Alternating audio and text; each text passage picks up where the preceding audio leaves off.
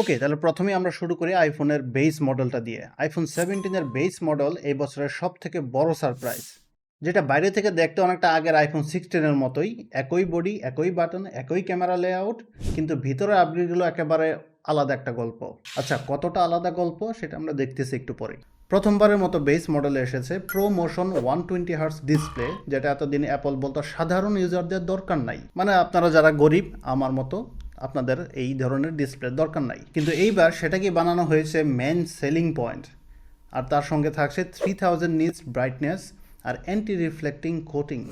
এই anti reflecting কোটিংকে Apple এমনভাবে উপস্থাপন করেছে যেন আগের ফোনগুলো সূর্যের আলোয় ব্যবহার করা মানে ছিল যে মরুভূমিতে সোলারে কুকার চালানো, যেটা অ্যাপল সবসময় করে, এমনভাবে উপস্থাপন করে যে না এই দুনিয়াতে আমরা আগে এটা কখনো দেখি নাই। আচ্ছা, তবে যাই হোক, ক্যামেরাতে এসেছে বড় কিছু পরিবর্তন। কত বড় পরিবর্তন এগেইন দেখবো আমরা। 48 মেগাপিক্সেল আলট্রা ওয়াইড সেন্সর আর একেবারে নতুন 18 মেগাপিক্সেল স্কোয়ার সেলফি ক্যামেরা। এর সাহায্যে ফোন না ঘুরিয়ে ভার্টিক্যালি বা হরিজেন্টালি সেলফি তোলা যাবে। এখন আইওএস ইউজাররা হয়তো পাগল হয়ে যাবে এটা দেখে, কি দেখো কি সুন্দর জিনিস। না ভাই, এটা সুন্দর জিনিস না। অ্যান্ড্রয়েডের দুনিয়ায় এই ফিচার অনেক আগে থেকেই ছিল, কিন্তু অ্যাপল এবার এটাকে সেন্টার স্টেজ নাম দিয়ে গেম চেঞ্জার বানাচ্ছে। যাই হোক, অ্যাপল ইউজারদের হেট্রেট কামানো আমার উদ্দেশ্য না, ব্যাপারগুলো ফানি এই আর কি। ওকে, তো এটার ভিতরে আছে A19 চিপ, এবং যেটা কিনা 20% পর্যন্ত পারফরমেন্স বুস্ট দিবে।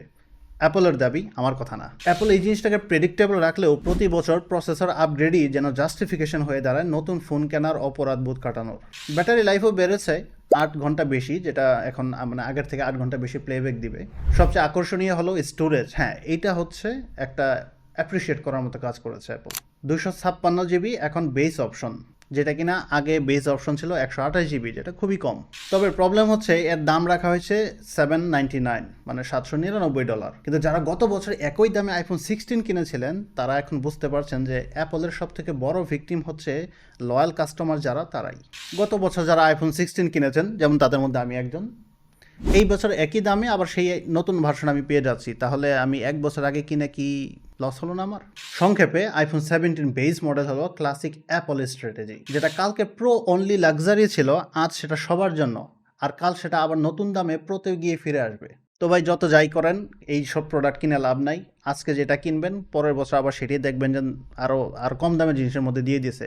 এক বছর আগে কেন আপনি বেশি টাকা খরচ করছেন সেটা খুঁজে পাবেন না তখন আর।